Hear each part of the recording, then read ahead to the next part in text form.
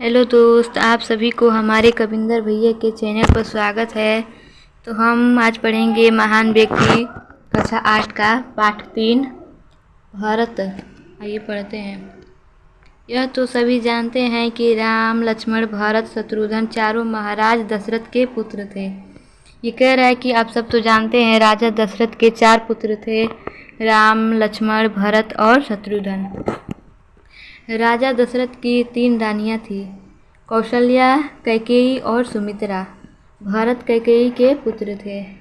कैकेयी के कहने पर रामचंद्र वन भेजे गए। रामचंद्र के वन जाने के पश्चात दशरथ की मृत्यु हो गई। उसी समय भरत बुलाए गए। भरत उस समय अपने नाना के यहाँ थे। इनमें भरत कैकेयी के पुत्र थे। राजा दशरथ कैकेयी के प्रत्येक बात मानते थे। कैकेयी के कहने से ही राजा दशरथ ने राम को वन भेजा। उस समय भरत अपने नाना के यहाँ थे।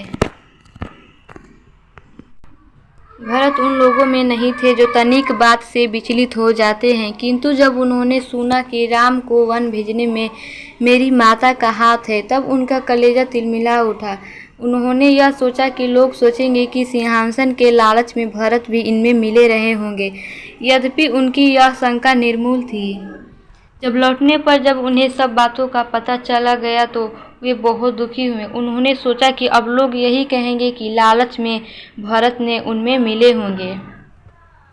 दशरथ के अंतिम संस्कार से संबंधित कार्य होने के बाद लोगों ने उनसे अनुरोध किया कि राजा दशरथ की प्राण त्यागते समय यही आज्ञा था कि आप अयोध्या के राजा बने। इसलिए राजकाज संभालिए और प्रजा का इस प्रकार पालन कीजिए कि वे सुखी हो। मुनियों ने, विद्वानों ने, रानियों ने उन्हें समझाया, परंतु भरत नैतिक दृष्टि से इसे बहुत अनुचित समझते थे। पुराने नियमों के अनुसार सिंहासन का अधिकार सबसे बड़े पुत्र का होता है। राम सबसे बड़े थे, उन्हें वन में भेजकर दूसरा उनका सिंहासन हड़प ले, यह कैसे हो सकता था। सब लोगों ने यह भी समझाया कि यह तो पिता की आज्ञा है। भरत ने अपने पिता के सब धार्मिक कार्यों को पूर्ण किया। मुनियों और विद्वानों ने भारत से राज्य करने का आग्रह किया, यानी कि आग्रह मतलब अनुरोध किया। उन्होंने भारत से कहा, राजा दशरथ ने मरते समय यही आज्ञा दी थी कि आप अयोध्या के राजा बने, किंतु भारत राजा बनना बिल्कुल भी नहीं चाहते थे। उनका मन कहता था कि इस सिंहासन पर मेरा कोई अधिकार नहीं है। भरत की अनुनय विनय के साथ लोगों ने भी रामचंद्र को बहुत समझाया, किंतु वे विचलित नहीं हुए। उन्होंने कहा कि मुझे तो जितने वर्षों के लिए आज्ञा मिली है उतने वर्ष रहना ही है, उसमें किसी प्रकार की कमी नहीं हो सकती। अंत में जब राम किसी प्रकार नहीं माने तब भरत ने यह आज्ञा मांगी कि आपके नाम पर राज्य करूँगा, आपकी खड़ाऊ सिंहासन पर बैठेगी, राज्य आपका ही रहेगा, मैं आपका प्रतिनिधि ही रहूँगा। भरत इसी रूप में अयोध्या लौट आए। वहाँ उन्होंने सिंहासन पर राम की खड़ाऊ रखी और अपना रहन सहन तपस्वी के समान रखकर 14 वर्षों तक राजकाज संभाला। इतने दिनों तक उन्होंने बड़े विवेक से न्याय और धर्म से राज किया। लोगों ने रामचंद्र को बहुत समझाया, लेकिन उन्होंने कहा कि पिता की आज्ञा का मुझे पालन करना है। भरत और राम दोनों में से कोई भी अयोध्या का राजा बनने को तैयार नहीं था।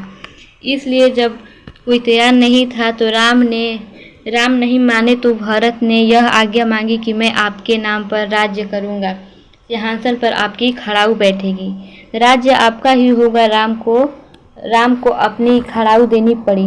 भरत अयोध्या लौट आए। राम के पीछे 14 वर्ष तक उन्होंने प्रजा का सेवा की। हेलो दोस्तों, अब हम अभ्यास प्रश्न पढ़ेंगे अपना।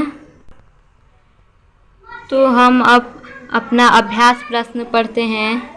क्वेश्चन आंसर थोड़ा हम लोग पढ़ लें, देखते हैं। पहला प्रश्न है हमारा, भरत कौन थे? पिता की मृत्यु के समय वे कहाँ थे? देखिए हम लोग को यहाँ उत्तर दिया है, भरत राजा दशरथ के पुत्र थे। पिता की मृत्यु के समय वे ननिहाल में थे।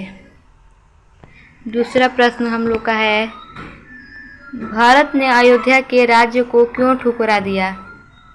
उत्तर हम लोग का देखिए, इसलिए ठुकरा दिया क्योंकि नैतिक दृष्टि से रामचंद्र जी राजगद्दी के हकदार थे।